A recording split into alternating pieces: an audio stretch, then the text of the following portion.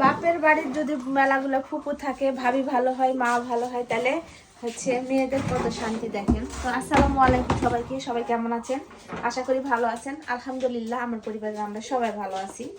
তো প্রথমে আমি একটা বসার জন্য ফিরে নিই।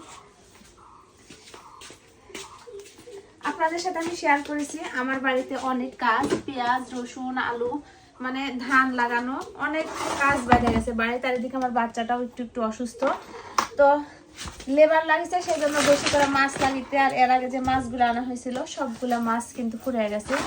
তো পরশুদিন রাত্রে আপনাদের ভাইয়া অনেকগুলো মাছ নিয়ে আসছিল বাজার থেকে। তো সে মাছগুলো আমি কাটতে পারিনি, মানে একে তো কাজের ঝামেলা, আমার বাচ্চা কান্নাকাটি করেছে। তো ওই মাছগুলো আমার বাপের বাড়িতে পাঠানো হয়েছিল। তো সে কিনছিল তেলাপিয়া মাছ আর 3.5 কেজি ওজনের একটা পাঙ্গাস মাছ।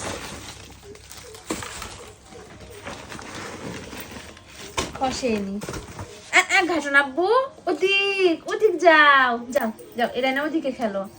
তো সে মাছগুলা আমার ফুপু আর আমার মা লাগে কাটা ধুয়ে রেখে দিছিল ফ্রিজে। যে আপনাদের ভাইয়া আজকে যে নিয়ে আসলো, তার সাথে আমার ভাবি আমাকে এই যে 2 কেজি গরুর দুধও দিছে। আর মাছগুলা যেহেতু ওখান থেকে ওরা সবাই কাটা দিছিল, সেহেতু কিছু মাছ ওইখানেও দিয়ে আসিছি আর কিছু মাছ এই জন্য আসা হয়েছে। তো এই মাছগুলা সব এখন আমি ভিজাবো, ভিজায় মানে কয়েকটা করে প্যাকেট করবো, যেহেতু একসাথে মাছগুলো আছে। তো সবগুলা মাছ কিন্তু একবারে তাজা ছিল, তেলাপিয়া মাছগুলো সব তাজা ছিল। আর পাঙ্গাস মাছটাও কিন্তু অনেক বড় ছিল।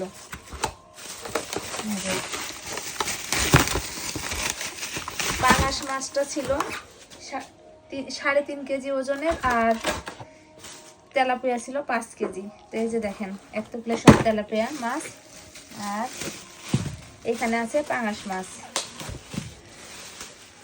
এই যে পাঙ্গাস মাছের এই যে চাকা সাইজ দেখলে বুঝতে পারবেন। তো এইগুলো এখন আমি পানিতে ভিজাইয়া দিব। আর এই যে দুধ, এই দুধগুলো একবারে হচ্ছে ইয়া হলে বরফ গলে গেলে তারপরে রেখে দিব। তো নিয়ে যাই, বিসমিল্লাহ।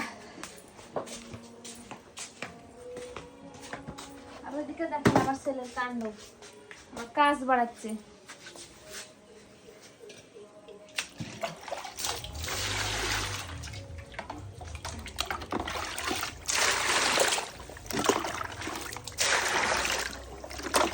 আসলে আমি অনেক ভাগ্যবতী, যার জন্য এরকম একটা পরিবারে জন্মগ্রহণ করেছি। আর আল্লাহ এরকম ভাই ভাবি তার সাথে সাথে অনেকগুলো কুকুরও মিলাই দিছে।